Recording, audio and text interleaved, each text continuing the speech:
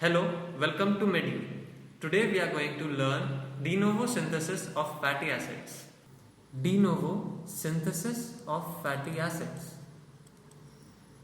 This word de novo literally means a new,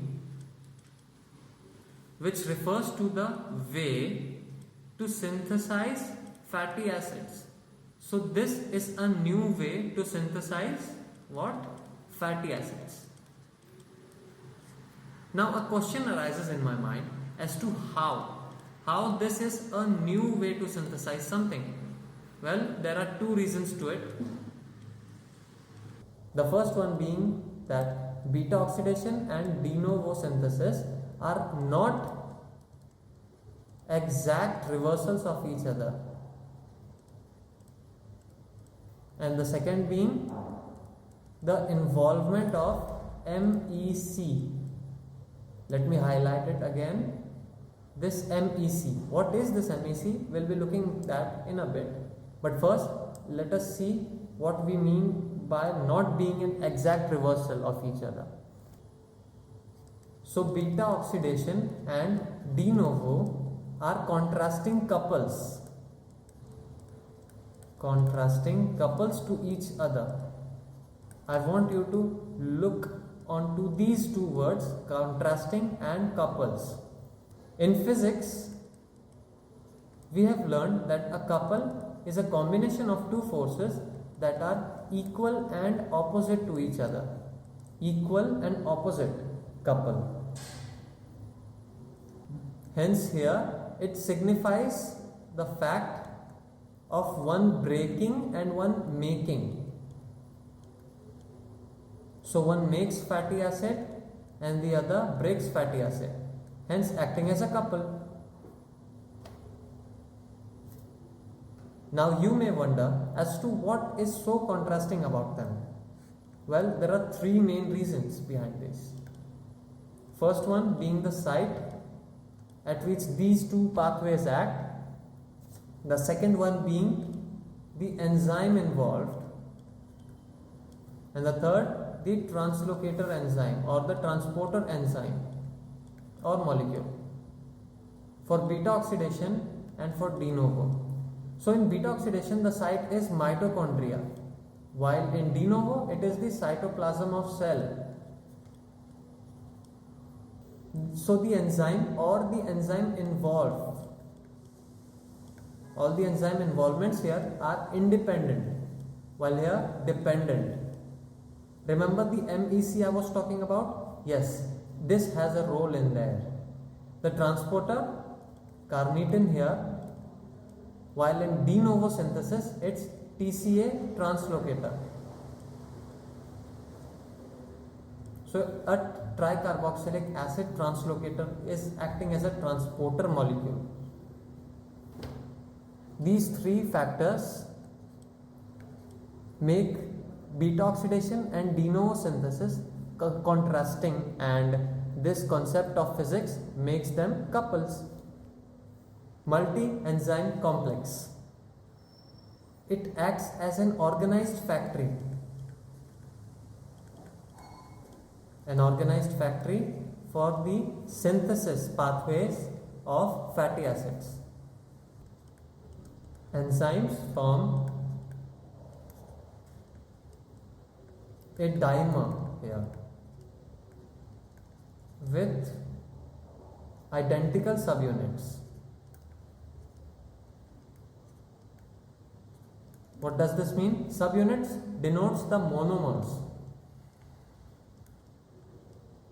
So this is a dimer and both of them are equal. Hence identical monomers or subunits. In this case, these are enzymes which are the identical ones. We are talking about multi-enzyme complex, so enzyme is involved. So MEC, multi-enzyme complex. It is a dimer of the two monomers here, enzymes 1, 2, 3, 4, 5, 6 as well as 8. This one monomer consists of 3 units: condensing, reduction as well as releasing unit, which will be required during synthesis of fatty acids. We'll look into it. All the enzymes involved in one monomer or in each monomer are as follows. First, condensing enzyme or beta-ketoacyl synthase. The second one being AT or acyl transferase. Third, MT or malonyl transferase. Fourth, DH or dehydratase. Fifth, ER or enoyl reductase. Sixth, KR or beta-ketoacyl reductase, and the eighth one being TE or thioesterase.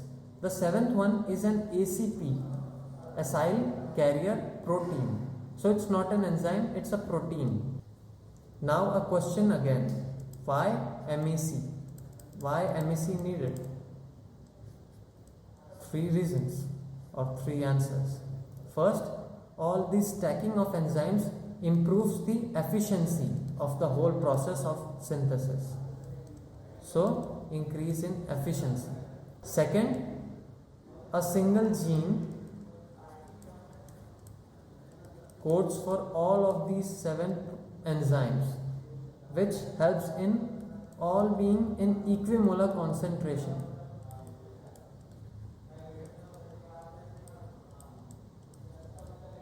So a single gene, all 7 enzymes produced, this gives equimolar concentration to all of the enzymes, which further improves the efficiency. And the third one, well, the intermediate formed, during this synthesis can easily bind to the enzymes present. So all the enzymes required intermediately or intermediately in this synthesis are already present in that MEC. Hence the intermediates can easily bind.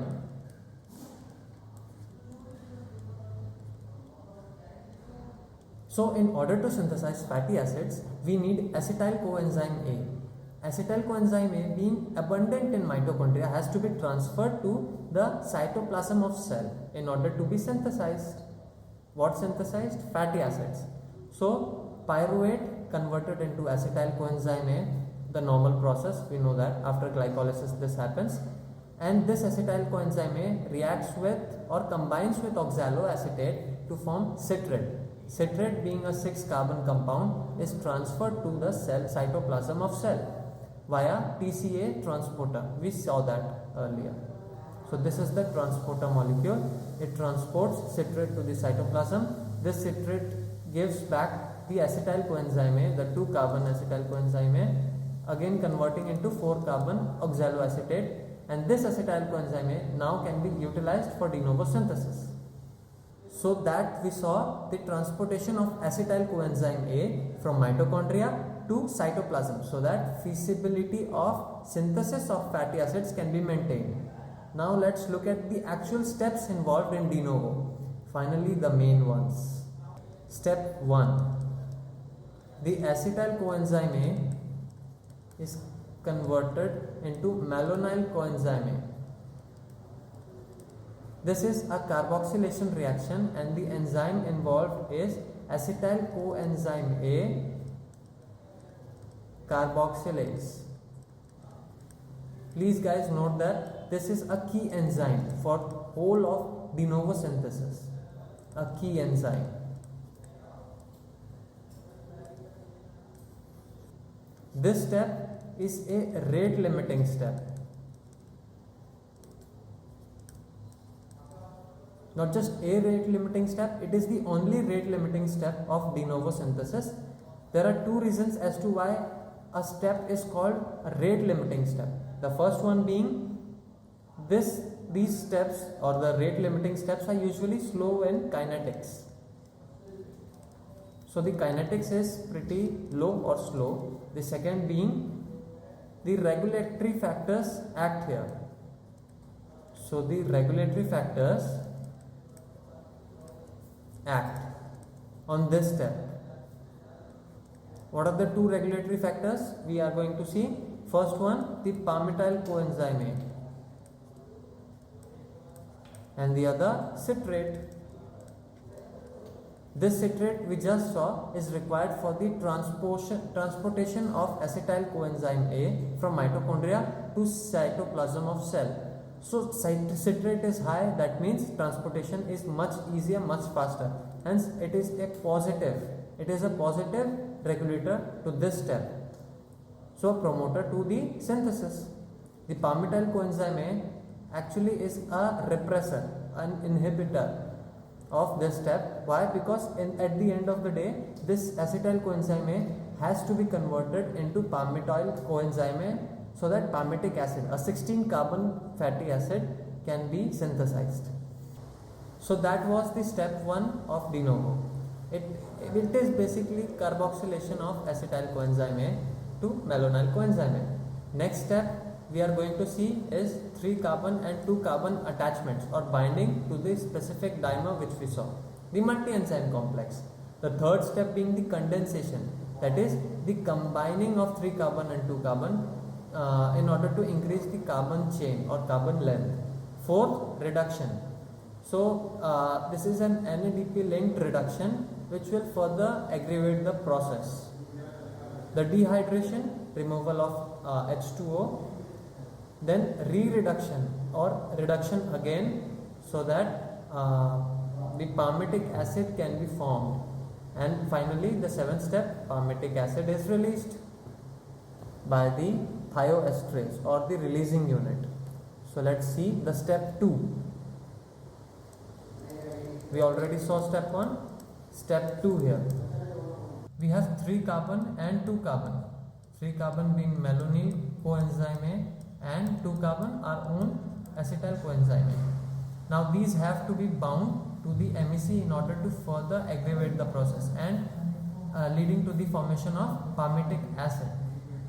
So this 2 carbon has to be bound to or is bound to the second position or the second SH group of this whole unit, while the 3 carbon is bound to the first SH group, which is directly attached to the ACP or acyl carrier protein of the dimer. This is a dimer, this is the dimer. So these two act. AT, the AT of the this MEC helps in the attachment or binding of acetyl coenzyme A to the second SH, while MT or malonyl transferase helps in the binding of malonyl coenzyme A. First, of course, this one. Step 3, condensation. Now the 2 carbon and 3 carbon have to be combined in order to form some new product which has more carbon content, more carbon chain length than the previous 2. Actually, this is also a decarboxylation reaction because it involves removal of CO2. So CO2 is being removed and beta ketoacyl ACP is formed. ACP why? Because since these two here are attached to each other, the acetyl goes to the malonyl part in order to condense. So this leads to the formation of beta ketoacyl ACP, acyl carrier protein. So this carries this beta ketoacyl. This is 4 carbon. The enzyme involved here is CE or condensation enzyme. Also its name is beta ketoacyl synthase. Now the step 4. The beta ketoacyl ACP formed here is converted to beta hydroxy butyryl ACP, which is again a 4 carbon compound. The enzyme involved here is KR or beta ketoacyl reductase. That's right, it is a reduction reaction which involves NADP and H+. So NADP is reduced and NAD+ is formed. Now the step 5 reaction. This beta hydroxybutyryl ACP is now dehydrated. O2 is removed in order to form enoyl ACP. This enoyl ACP, again being a 4-carbon compound, the enzyme involved here is DH or dehydratase enzyme. Now let's move ahead to step 6 of de novo. The enoyl ACP formed in step 5 or at the end of step 5 is now converted to butyryl ACP. Again 4-carbon compound. Here the enzyme involved is ER or enoyl reductase. So again a reduction reaction, hence NADP is again used and NADP plus is produced. Now this was the step 6 of the reaction. Step 3, step 4, step 5 and step 6 have to be repeated 6 more times, or including this they have to be repeated a total of 7 times or 7 cycles in order to form palmitoyl coenzyme A. Why palmitoyl coenzyme A? Because de novo or in de novo synthesis of fatty acids, the major compound usually formed is this palmitoyl coenzyme A or palmitic acid. After the repetition of all these steps, the steps 3, 4, 5 and 6, 7, a total of 7 times, for the release of palmitic acid, palmitic acid has to be formed, and palmitic acid is formed from palmitoyl ACP. This again being a 16-carbon compound. We saw earlier this palmitoyl ACP. Now ACP is removed and hydrogen is H2O is added, This palmitic acid 16 carbon is formed and then it is released via the help of thioesterase into the respective areas wherever it is needed, in blood, in liver, in tissues, etc. Regulatory factors are for DN as a whole as well as acetyl coenzyme A dehydrogenase enzyme. The step 1 enzyme, which is the rate limiting step, and the enzyme involved is the key enzyme. Hence, it is necessary to understand the regulatory factors, all those factors which are affecting its concentration, its activity. First, the DN synthesis as a whole. This whole synthesis mechanism pathway is affected by 3 factors. First, fatty acids. Second, carbs. Third, citrate. De novo and fatty acid concentration or level have an inverse relation. So, more fatty acids, less synthesis, while less fatty acids, then more synthesis. Hence, indirect relation, inverse relation. While in the case of carbohydrates, there is a direct relation. More carbs, more synthesis. Citrate. So as we saw, citrate is essential for the transfer of acetyl coenzyme A from mitochondria to cytoplasm of the cell. From mitochondria to cytoplasm of the cell. Hence, excess citrate means excess acetyl coenzyme A is transported, and hence more and more de novo synthesis is happening.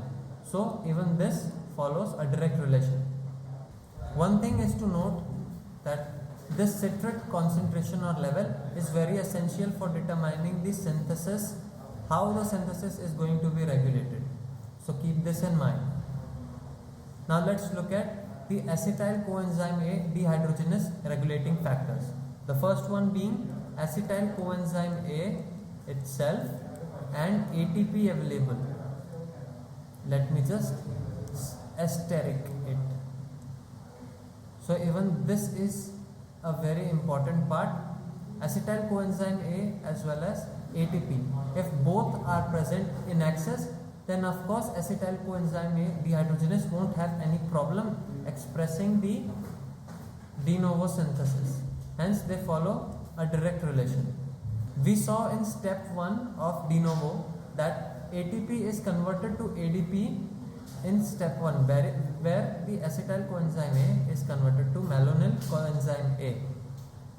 Acetyl coenzyme A carboxylase. Hence more ATP means more substrate, more on the substrate side, hence forward reaction can happen. Hence excess acetyl coenzyme A and ATP favor the reaction, or just simple increase also favors it. Direct relation as we see it. The second one being the hormonal part, the hormones, insulin and glucagon. Insulin follows direct role while glucagon has an inverse role. Next, palmitoyl coenzyme A itself. It apparently must follow the inverse rule. Why? Because increase in palmitoyl coenzyme A or palmitoyl ACP, let me write it. Yes, palmitoyl ACP concentration more, so more on the product side, hence a reverse reaction is favored. So this carboxylase activity is hindered. Now let's look at some clinics under the de novo synthesis of fatty acids. Zellweger's syndrome. So today's clinics is Zellweger's syndrome. Here, well, it's a genetic disorder. Genetic disorder, parent to offspring, parent to child. So yes, it suffers the child at a very low or less age. Zellweger syndrome. In this syndrome, there are no peroxisomes. Due to which faulty lipid synthesis happens.